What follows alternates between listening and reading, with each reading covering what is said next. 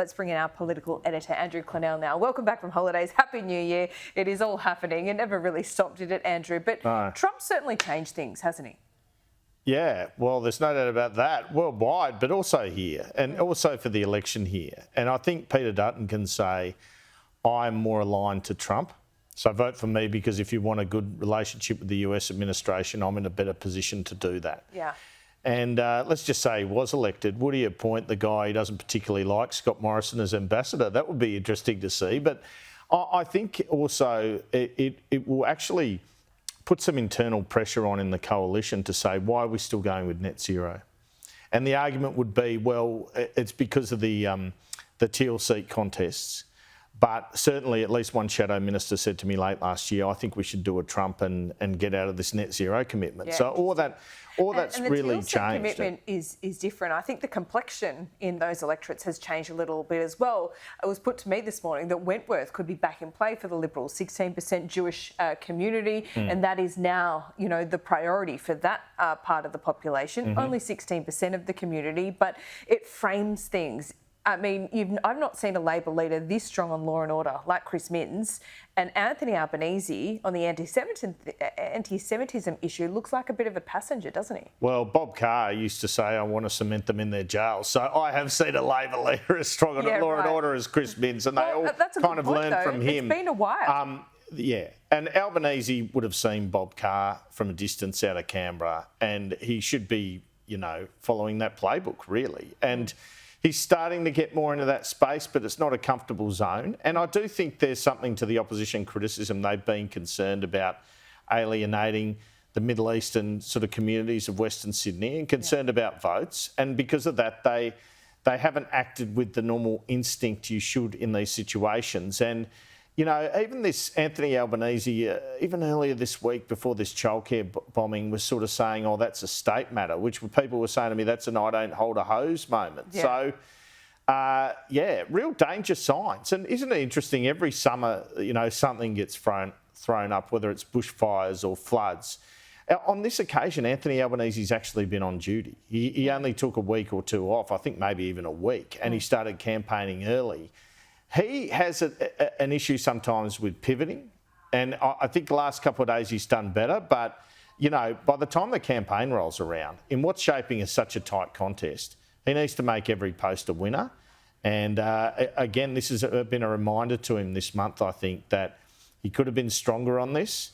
And they've got a weakness there on the law and order front. And we saw that Fin Review poll where climate change dropped off as a top 5 issue. Right. Law and order came up. In terms of Wentworth, though, of those 16%, I see your point.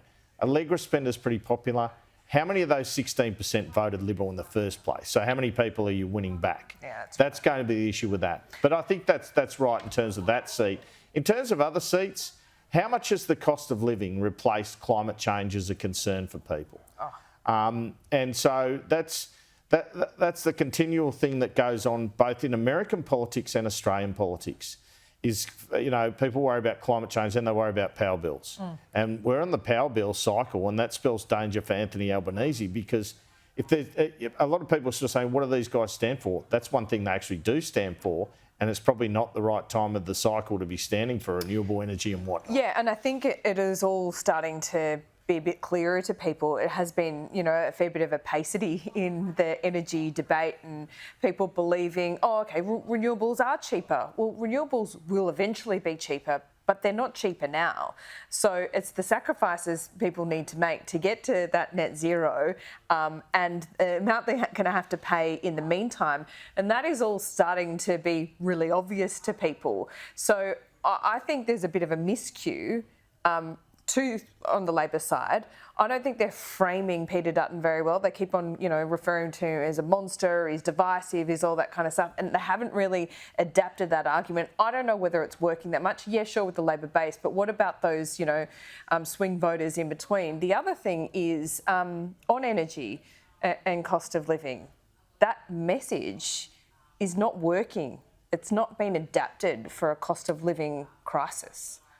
Well, the Dutton thing, they're aiming at women, it seems to me. Yeah. And it probably has some pickup there. Yep. That's the point I'd make about that. But obviously, from the numbers, it hasn't had the effect that it could have had. if you look at what's happened to prices and interest rates in the past 18 months, and any government was in that situation and they were 49-51, that's actually a pretty good position. I know that sounds counterintuitive because when people see me and meet me at various events or on the street or whatever, they say, Albanese's stuffed, isn't he? But I don't think he is. He's certainly stuffed in terms of getting a majority government, I reckon. But can he get to minority government? Yes, because it's 49-51. Now, of course, that can move in the next... And the other thing is there going to be an interest rate cut in February? Yeah. That's pretty critical to the whole equation, you know. Yeah. And Michelle Bullock... tariffs affect that? Well, yeah, it's a very good point, but they're not on us yet. No. So the decision would be taken without that in play, you would suspect. Yeah, there's a lot in play at the beginning of this election year as well. I take your point about, you know, Anthony Albanese getting there but in minority, but we're looking at the numbers like that, and I think you're absolutely right. But then when people look to vote for Labor and they go, actually, a vote for Labor is going to be a Green Labor government because he won't be able to get over the line, does that in and of itself shift votes? Can. Yeah. But I've come to the conclusion over the summer break, I spent some time in Western Australia, that Labor's position isn't that bad in Western Australia. And that's where Dutton ordinarily would be looking to win 4 or 5 seats back. They're going to romp it home at a state level. Or surely that will have a bit of benefit they've got at the state level, they've got $1 billion surplus. They've offered public transport free to everyone over the holidays. So not like Queensland where it looks desperate. They've got the surplus as well. And property prices, unlike the rest of the country, have just gone up 30% there. Now, rents have gone up too. My point on that is this. I think you can look easily at Labor losing 4 seats in New South Wales. Yeah. 1 or 2 others in Queensland, South Australia, Tasmania. 2, maybe 1 in WA. So that still leaves Albanese at 70. So what's the key state in this election? Victoria. Victoria is the key in this election, and the Liberals are buoyant about their chances in Victoria.